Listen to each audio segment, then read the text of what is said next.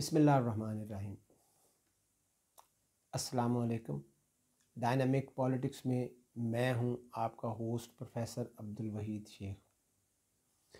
مسلم political thought کے سلسلے میں آج ہمارا موضوع ہے الماوردیز کنسیپٹ آف امام۔ ماوردی کا نظریہ امامت یا خلافت۔ ماوردی نے اپنی شورۂ آفاق بک کتاب الاحکام السلطانیہ میں یہ شورۂ آفاق تھیری جو ہے وہ پیش کی اور اس میں واضح طور پر بیان کیا اس کو۔ ماوردی نے خلافت کے لیے امامت اور خلیفہ کے لیے امام کی ٹرم جو ہے وہ استعمال کی۔ امام کہیں یا خلیفہ کہیں، یہ دونوں ہم معنی ٹرمز ہیں۔ اسلامی نقطہ نظر سے خلیفہ، امام، امیر یا قائد یہ نہایت اہمیت کے حامل ہیں۔ جو بھی نام دیا جائے ایک ہی ہے کہ وہ امام یا امیر ہے یا اس کو خلیفہ کہا جائے۔ ماوردی کا خیال یہ ہے کہ اللہ سبحانہ تعالیٰ نے اپنے قوانین اور احکامات بنی نوع انسان تک پہنچانے کے لیے یہ ذمہ داری انبیاء علیہ السلام کے سپرد کی، اور انبیاء اور رسل نے ان احکامات کو لوگوں پر واضح کر دیا تاکہ وہ اللہ تعالیٰ کے احکامات کے تحت صراط مستقیم اختیار کریں اور اپنی زندگیوں کو شرعی اصول و ضوابط کے مطابق بسر کریں۔ زمین پر انتظام و انصرام چلانے کے لیے اور ریاست اور حکومت کی ذمہ داری نبھانے کے لیے اس کو ضروری قرار دیا گیا۔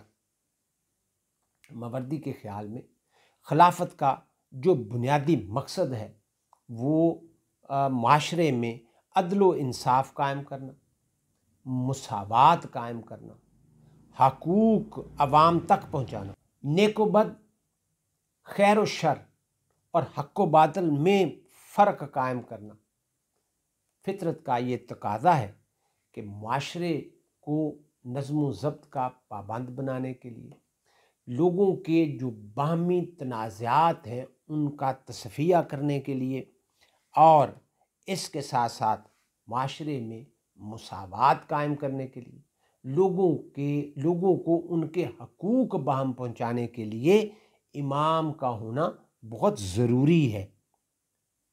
ماوردی کے خیال میں امامت وہ بنیاد ہے جس پر قانون اور احکامات کی عمارت تعمیر کی گئی۔ اگر یہ نہ ہو تو دنیا کا نظام درم برم ہو جائے اور نظم و نسق جو ہے وہ تباہ و برباد ہو جائے۔ چنانچہ امامت کے دو مقاصد جو ہے وہ ماوردی نے بیان کیے۔ ایک یہ کہ معاشرے میں حق و انصاف کا نظام قائم کیا جائے، اور دوسرا نیک و بد میں تمیز کی جائے، خیر و شر اور حق و باطل میں تفریق کی جائے۔ تو یہ ہے ماوردی کا امامت کے بارے میں نقطہ نظر، اور اس طرح سے وہ اس کی ضرورت اور اہمیت کو بیان کرتا ہے۔ اس کے ساتھ وہ امام کی اہلیت بیان کرتا ہے اور اس کے لیے کچھ شرائط جو ہے وہ طے کرتا ہے۔ ماوردی امامت کے لیے کچھ شرائط جو ہے وہ بیان کرتا ہے۔ اس کے خیال میں امام مسلمان مرد ہونا چاہیے، عاقل، بالغ اور آزاد ہونا چاہیے، عادل، دلیر اور شجاع ہونا چاہیے۔ اس کے حواس خمسہ جو ہیں، اس کے جو حواس اور اعضاء ہیں وہ سلامت ہونے چاہیے، عالم فاضل ہونا چاہیے، غیر معمولی واقعات میں وہ اجتہاد کرنے کے اہل ہونا چاہیے، نسبتاً قریشی ہو تو زیادہ بہتر ہے، اور اس کو شریعت محمدی پر مکمل طور پر کاربند ہونا چاہیے، وہ صاحب الرائے ہونا چاہیے، معاملہ فہم ہونا چاہیے اور ثابت قدم ہونا چاہیے۔ ماوردی یہ اس کی اہلیت کے لیے اس کی شرائط جو ہے وہ بیان کرتا ہے، اس کے ساتھ ساتھ وہ اس کے انتخاب کا طریقہ جو ہے وہ بھی بیان کرتا ہے۔ اس کے خیال میں امت مسلمہ کا فرض ہے کہ وہ اپنے امام کا انتخاب کرے، اور اس سلسلے میں الماوردی ایک حدیث مبارکہ کا حوالہ بھی دیتا ہے کہ آپ صلی اللہ علیہ وآلہ وسلم کا ارشاد گرامی ہے کہ میری امت گناہ پر متفق نہیں ہوگی۔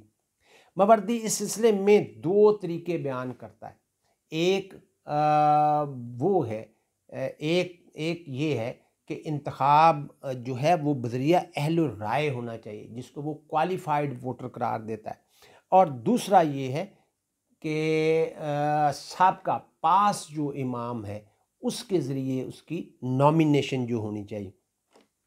پہلے طریقے میں وہ یہ کہتا ہے کہ اس میں اہل، قابل اور باصلاحیت لوگ جو ہیں وہ حصہ لیں، اور اس سلسلے میں ماوردی جو ہے وہ ووٹر کے لیے بھی شرائط بیان کرتا ہے، یعنی ہر کسی کو وہ ووٹ دینے کا حقدار نہیں سمجھتا، ان کے لیے بھی کچھ اصول و ضوابط وہ مرتب کرتا ہے۔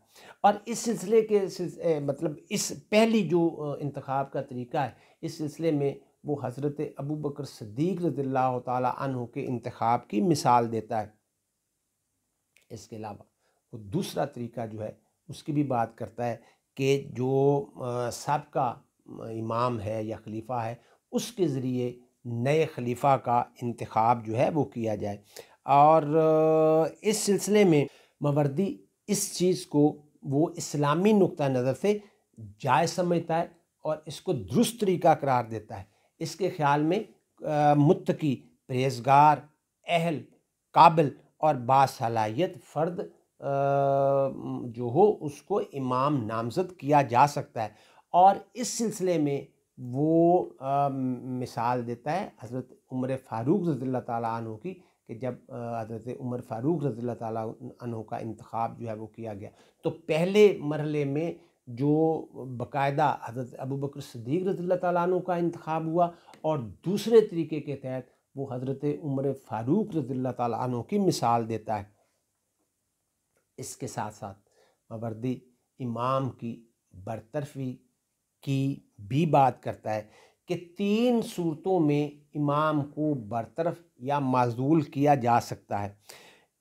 اس سلسلے میں وہ یہ کہتا ہے کہ امام کسی جسمانی نقص میں مبتلا ہو جائے، امامت کی ذمہ داری نبھانے سے قاصر ہو، جسمانی معذوری کی صورت میں وہ اپنے عہدے سے اس کو الگ کیا جا سکتا ہے۔ دوسرے نمبر پر وہ یہ بات کرتا ہے کہ کسی جنگ یا حادثے کی صورت میں اس کے جسمانی اعضاء جو ہیں وہ ضائع ہو جائے، اس کی شکل و صورت مسخ ہو جائے تو اس کو اقتدار سے الگ ہو جانا چاہیے۔ اس کے علاوہ وہ یہ بات کہتا ہے کہ اگر امام فاطر العقل ہو جائے، بصیرت سے محروم ہو جائے تو اس کو اپنے عہدے سے الگ ہو جانا چاہیے۔ اور تیسری صورت جو ہے وہ یہ کہتا ہے کہ امور سلطنت میں امام کی دلچسپی باقی نہ رہے، وہ ذمہ داری نبھانے سے قاصر ہو جائے، اور یا وہ کسی جنگ کی صورت میں دشمن کے ہاتھ قید ہو جائے تو وہ اپنے عہدے سے الگ کیا جا سکتا ہے۔ اس سلسلے میں ماوردی جو ہے وہ یہ کہتا ہے کہ اگر امام اخلاقی انحطاط کا شکار ہو جائے اور عدل و انصاف پر قائم نہ رہے، غاصب ہو جائے، فاسق و فاجر ہو جائے، حرص، طمع اور لالچ میں مبتلا ہو جائے، اس پر شہوانیت کا غلبہ جو ہے وہ طاری ہو جائے، اخلاقیات سے عاری ہو جائے، یا وہ شرعی حدود کی پاسداری نہ کر سکے تو اس کو اپنے عہدے سے الگ ہو جانا چاہیے۔ اس کے علاوہ ماوردی یہ بات بھی کہتا ہے کہ امام جو ہے وہ عقائد اسلامی سے کھلم کھلا انحراف کرے، قرآن و سنت کے خلاف عمل پیرا ہو اور اسلام کے مسلمہ جو اصول ہیں ان سے روگردانی کرے، تو وہ خلافت پر قائم نہیں رہ سکتا۔ لیکن ان تمام صورتوں، یہ جو صورتیں مختلف بیان کی ہیں کہ ان صورتوں میں اسے خلافت پر رہنے کا حق نہیں ہے، وہ ان کو بیان تو کرتا ہے، لیکن یہ صورتیں بیان کرنے کے باوجود، ان کی وضاحت کرنے کے باوجود ماوردی امام کی برطرفی کے طریقہ کار کی وضاحت نہیں کرتا کہ اس کو کیسے برطرف کیا جائے گا یا اس کو کون برطرف کرے گا۔ ان تمام معاملات کو غالباً اس نے حالات کے ان تمام معاملات کو اس نے حالات پر چھوڑ دیا ہے۔ اس کے علاوہ امام کے جو فرائض ہیں ان کے بارے میں بھی ماوردی بیان کرتا ہے۔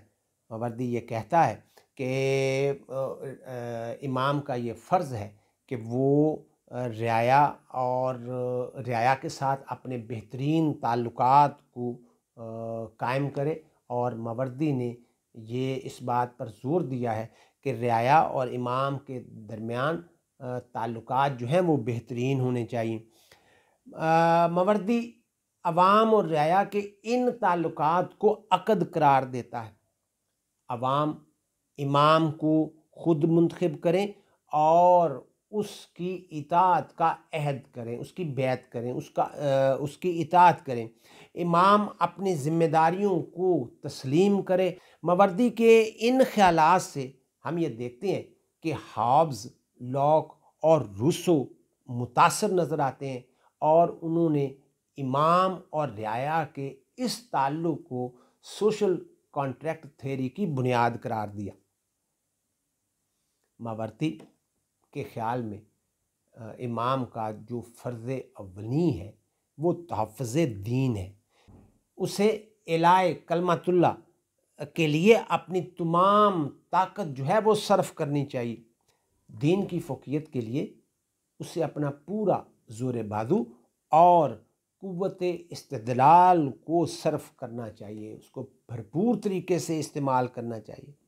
ماوردی کے خیال میں امام کو عدل و انصاف سے کام لینا چاہیے۔ امام عوام کو عدل و انصاف کی فراہمی کا آخری وسیلہ ہوتا ہے، یہ عوام الناس کا آخری سہارا ہوتا ہے۔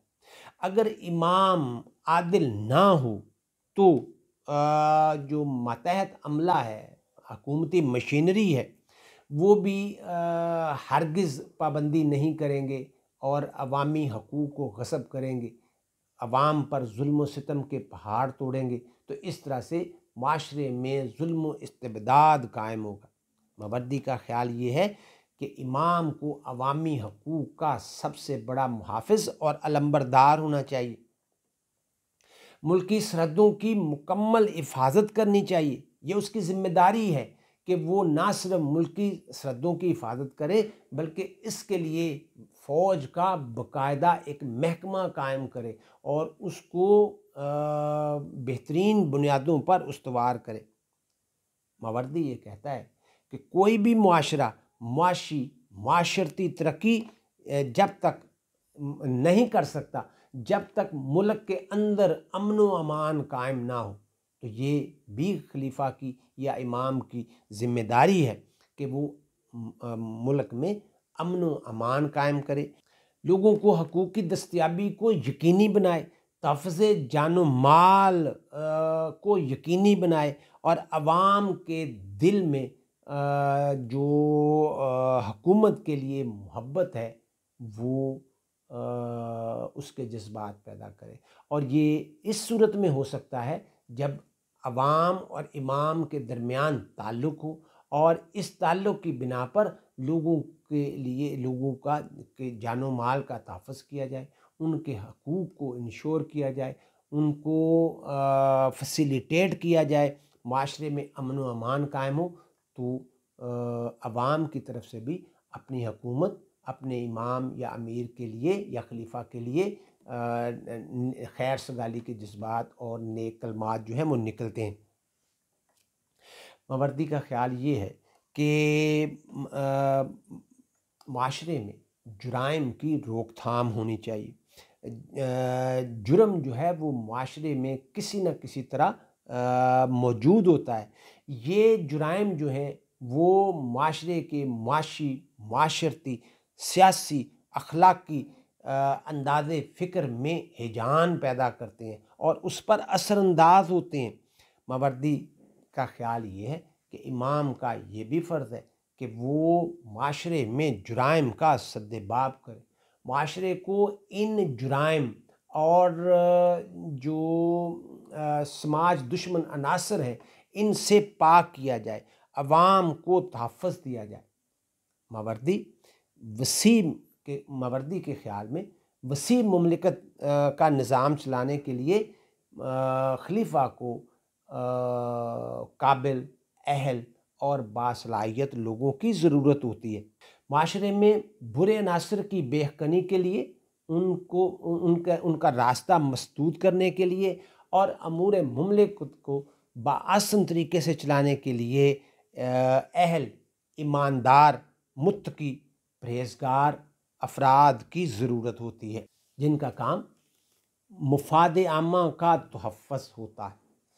ماوردی کا خیال یہ ہے کہ ان تمام ضرورتوں کو پورا کرنے کے لیے اور ان تمام معاملات اور مسائل سے عہدہ براں ہونے کے لیے امام اپنے طور پر اہل، قابل، باصلاحیت افراد کا تقرر کرتا ہے، ان کا انتخاب کرتا ہے، ان کو اختیارات تفویض کرتا ہے تاکہ وہ اس کے مددگار اور معاون ہو سکیں، تاکہ وہ ان معاملات میں اس کا ہاتھ بٹا سکیں۔ ماوردی کا خیال یہ ہے کہ امام کو سلطنت کا انتظام و انصرام چلانے کے لیے جو اسلام کے مقرر کردہ طریقے ہیں اس کے مطابق ٹیکس وصول کرنا چاہیے تاکہ معاشرے کے غریب، مسکین اور مستحق لوگوں میں اس کو تقسیم کیا جا سکے۔ ماوردی اس بات کا بھی قائل ہے کہ اسلام خزانہ بھرنے کی بات نہیں کرتا، جائز نجائز طریقے سے رقم جمع کرنے کی بات نہیں کرتا، نہ ہی وہ اس بات کا خواہش مند ہے۔ ماوردی کا خیال یہ ہے کہ امام کا یہ فرض ہے کہ وہ ایماندار، متقی اور پرہیزگار اہل لوگوں کا تقرر کرے، عوام سے جائز ٹیکس کی وصولی ہو جس سے ہونے والی آمدنی سے وہ غریب، مسکین اور مستحق لوگوں کی مدد کر سکے۔ یہ وہ تمام ذمہ داریاں اور فرائض ہیں جو ماوردی کے خیال میں ایک اسلامی سلطنت کے جو خلیفہ یا امام ہے اس کو سر انجام دینی چاہیے تاکہ سلطنت کا انتظام جو ہے وہ بہترین طریقے سے چل سکے، عدل و انصاف قائم ہو سکے اور لوگوں کی داد رسی ہو سکے، معاشرے میں امن و امان قائم کیا جا سکے جس سے معاشی ترقی ہو، معاشرتی سکون ہو اور معاشرے میں آسودگی ہو۔ تو یہ ہے آج کا لیکچر۔ اپنا اور دوسروں کا خیال رکھیے گا۔ اللہ حافظ۔